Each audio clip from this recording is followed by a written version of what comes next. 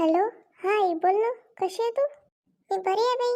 म्हटलं दिवाळीपासून गेले तेव्हापासून तुला फोनच नाही केला. मग म्हटलं आपणच करावं, विचारावं कशी आहे तर. काही विचार नको बाई, कशी आहे तर काय सांगू तुला आता. आता काय झालं?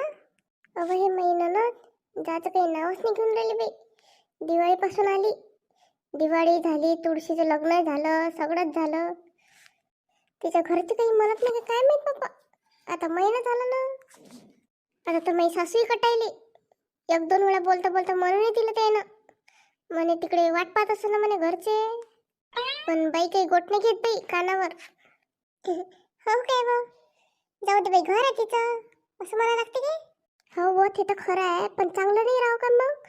रोज नवीन, आज दही वडे बनव, आज आलू बोंडे बनव, आणि आज गुलाबजामुन बनव.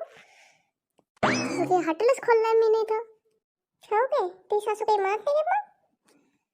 त्या काय म्हणणार आहे, त्यांनाच तर असं बाहेर जाऊन फिरून येऊ म्हणे आई. घेऊन गेली बाई, आणि चांगल्या 2-3 साड्या तर घेऊन आली.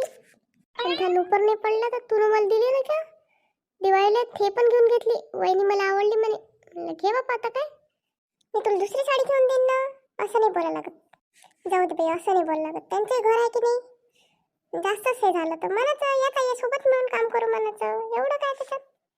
जाऊ दे, कर मग तू. ठेवतो मी. हो हो, ठेव ठेव.